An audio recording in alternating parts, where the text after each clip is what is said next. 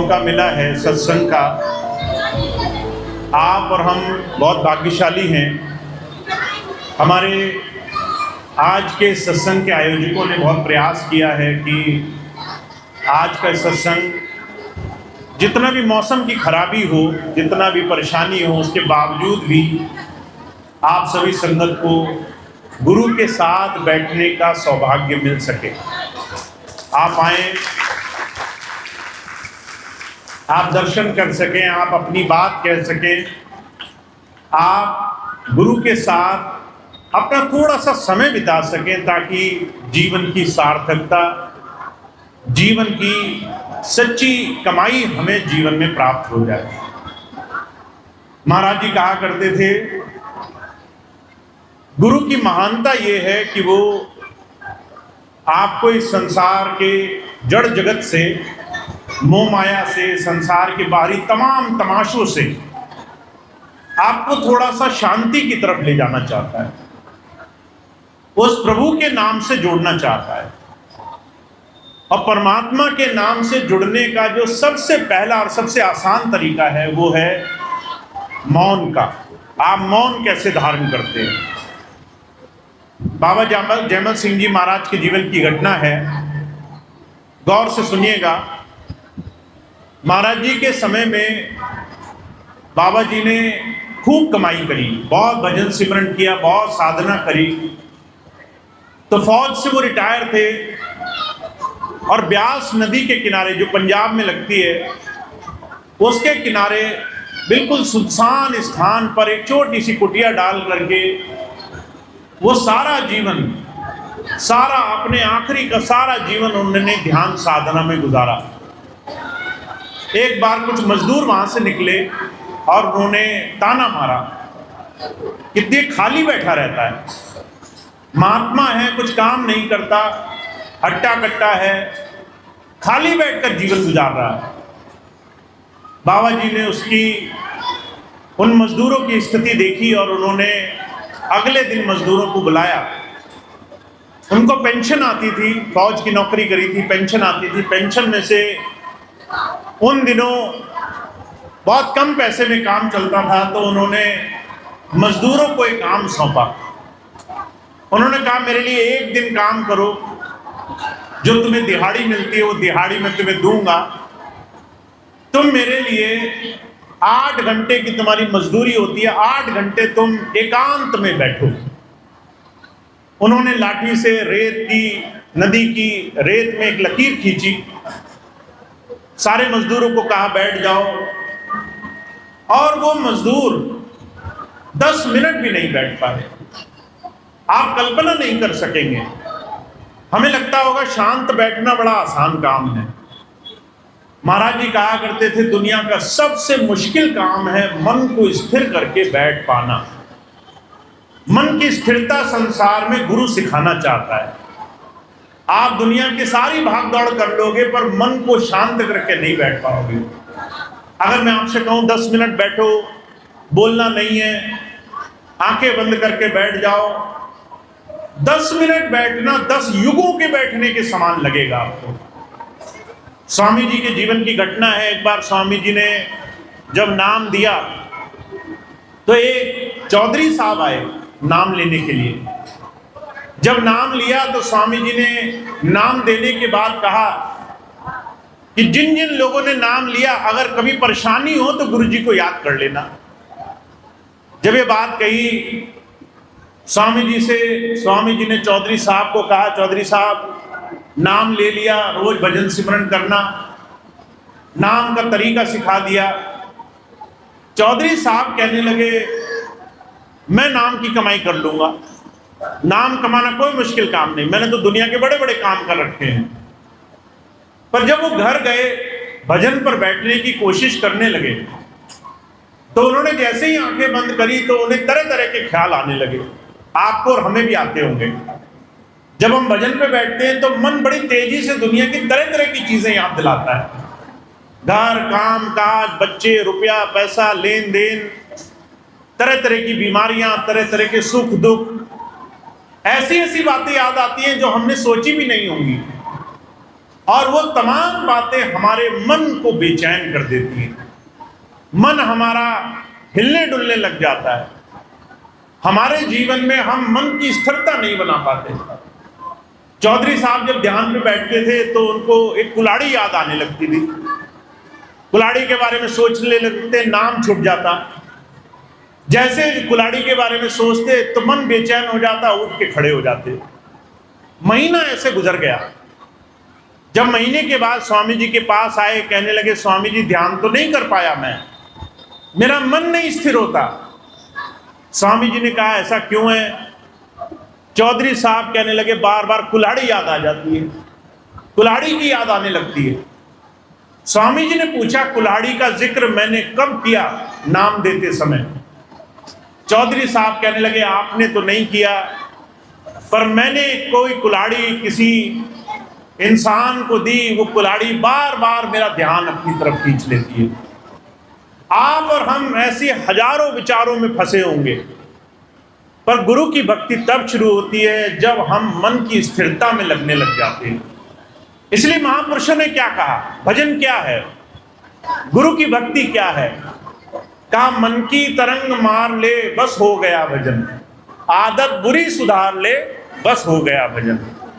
अगर आपको जीवन में गुरु से जुड़ने का सौभाग्य मिला है तो पहले मन को साधना शुरू करना पड़ेगा।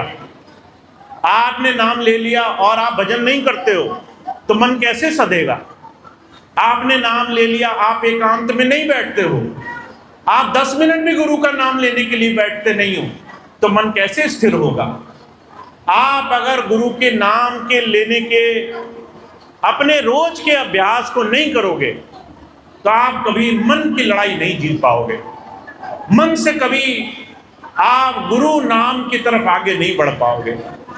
इसलिए हमारे स्वामी जी महाराज कहते हैं आप सबको एक काम करना पड़ेगा। आप सबको रोज अपने समय के मुताबिक थोड़ी देर भजन के लिए समय निकालना पड़ेगा। आप वो समय कभी भी निकाल सकते हो। आप सुबह निकालो, दोपहर निकालो, शाम निकालो, रात निकालो। अभी पिछले दिनों मुझे एक बहन जी मिली, कहने लगी भैया जी कई बार न्योते रिश्तेदारी में, शादी बारात में घर से बाहर जाना पड़ता है। जब बाहर जाते हैं तो भजन छूट जाता है।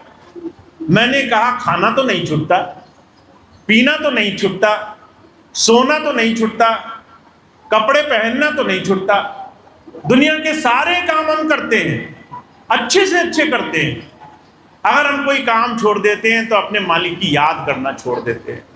जब तुम अपने मालिक को दुनिया के अच्छे बुरे कामों में याद करना छोड़ दोगे तो माफ करना, मन को बहाना मिल जाएगा, वो तुम्हें तरह तरह से संसार की चीजों में ले जाकर के भटक देगा। तुम्हें चाहे दुनिया के किसी काम में जाना हो, तुम उनकी याद न छोड़ना। अभी कैसे संभव होगा? हमारे स्वामी जी महाराज एक बात कहा करते थे, हाथ कारवल दिल यारवल। आपने सुनी है बात? हाथ कारवल दिल यारवल।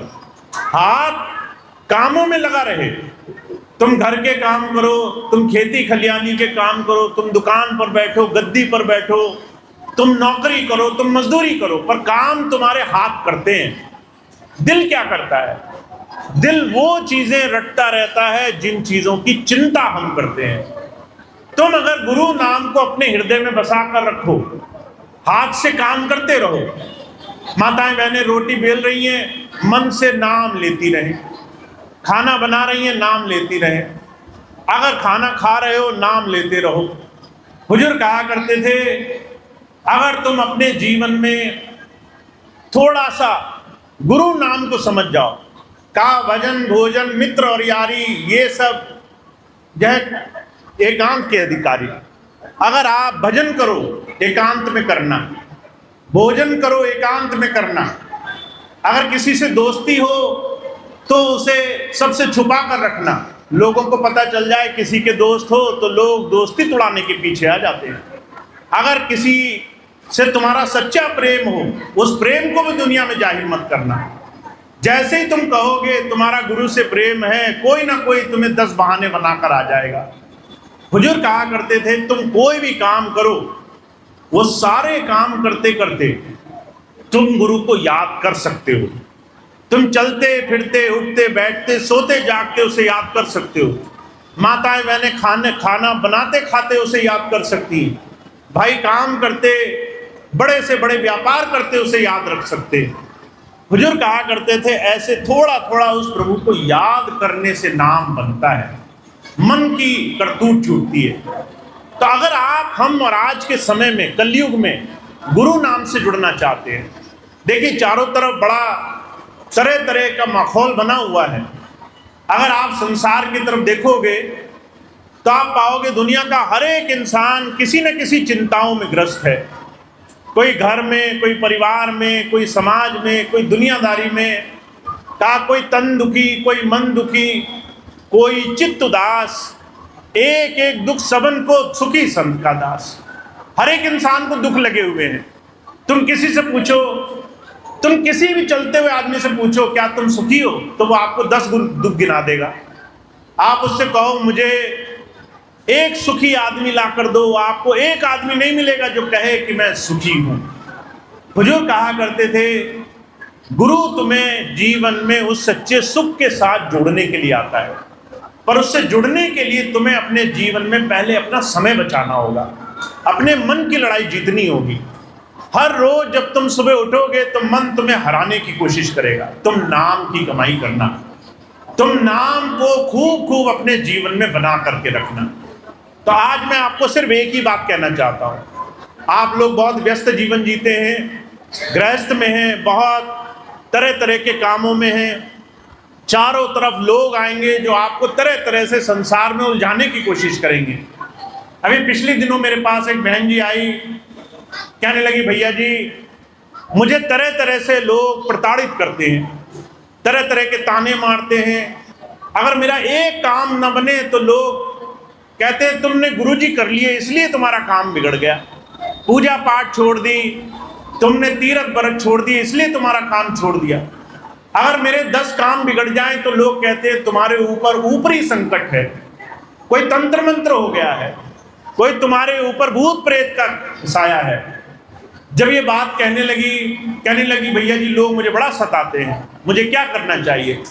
मैंने कहा तुम्हें इन तमाम बातों पर धूल गिर देनी चाहिए, तुम्हें इन तमाम बातों को भूल जाना चाहिए, क्योंकि संसार तुम्हारा सुख नहीं देख सकता। जब तुम किसी अच्छे रास्ते पर चलोगे तो लोगों को जलन हो जाएगी।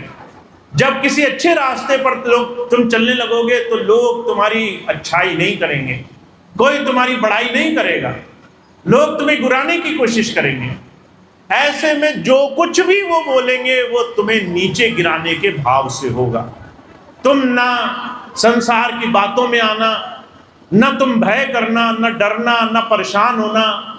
अगर तुमने उस वक्त गुरु का विश्वास बनाकर रखा और हर एक चिंताओं के लिए तुम गुरु जी की तरफ मुड़ गए, तुम्हें परेशानी हुई, तुमने कहा हे स्वामी जी आप दया करो, हे गुरु तुम ही दया करो, लोग तो तरह तरह की बातें बोलते हैं, आप मेरी रक्षा करो।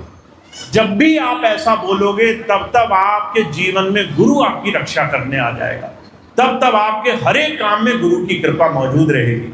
संसार के सारी विपत्तियों में गुरु की दया मेहर आपके ऊपर रहेगी।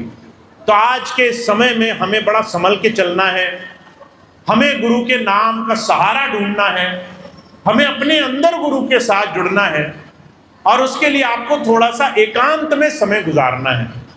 अभी कुछ दिन पहले मुझे एक बहन जी मिली, कहने लगी भैया जी हमने आपको बहुत फ़ोन किया, आपसे इतनी बात करना चाहिए, आपसे बात नहीं हो पाई।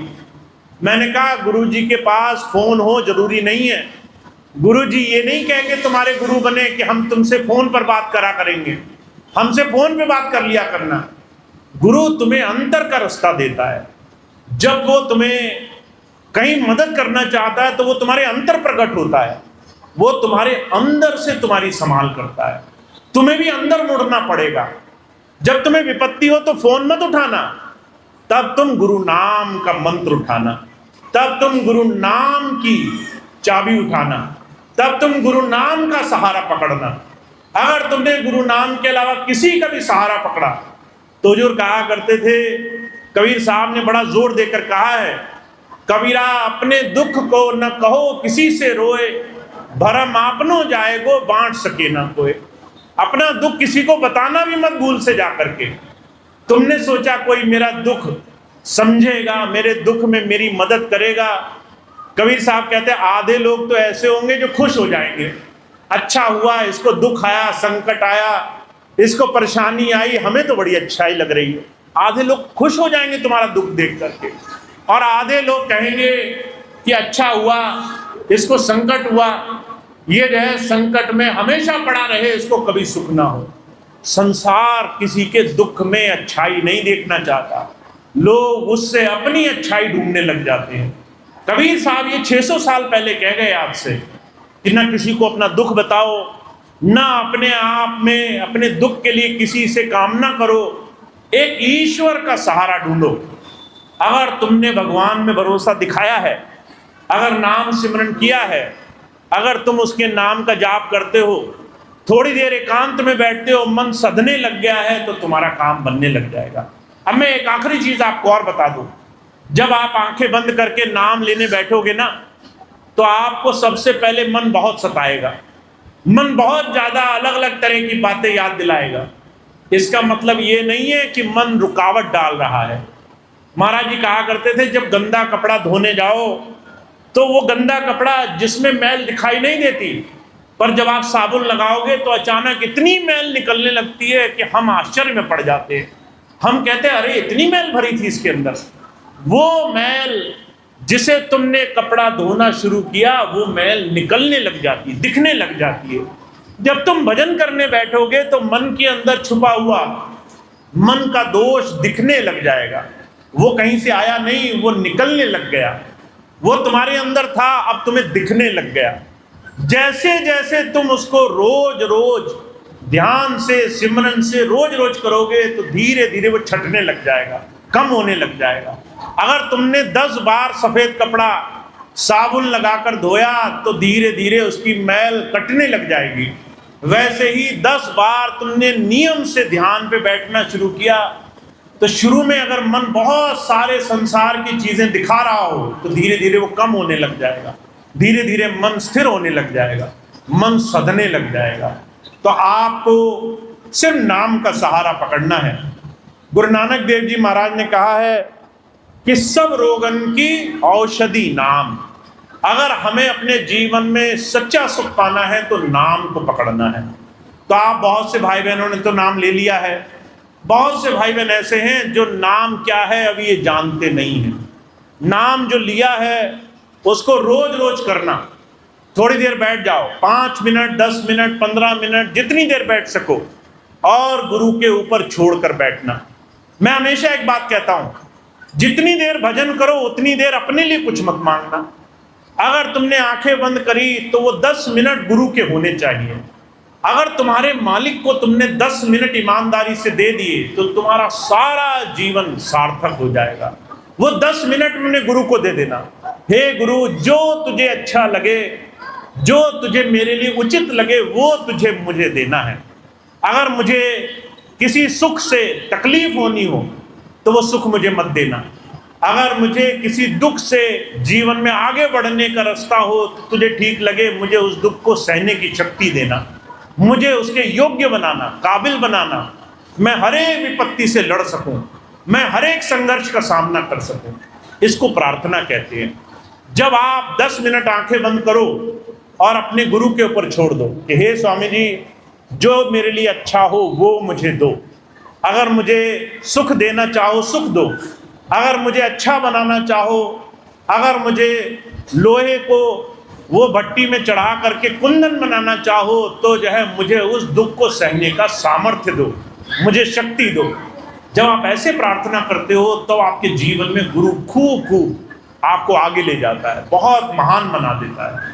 तो आप और हम बहुत भाग्यशाली हैं। हम बहुत कुछ सीखने आए हैं अपने स्वामी जी से। अब सीखने के लिए एक ही तरीका है, नाम से जुड़ो।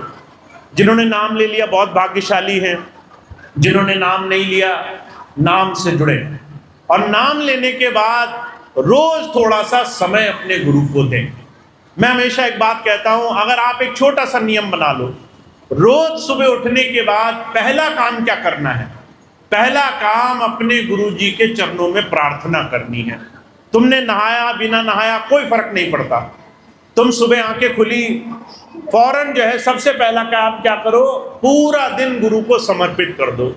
हे स्वामी जी, आज का ये पूरा दिन मैं तुम्हारे चरणों में समर्पित करता हूँ, अच्छा हो तुम्हारी मर्जी, अगर मेरे से कुछ बुरा हो जाए तो भी तुम संभालना।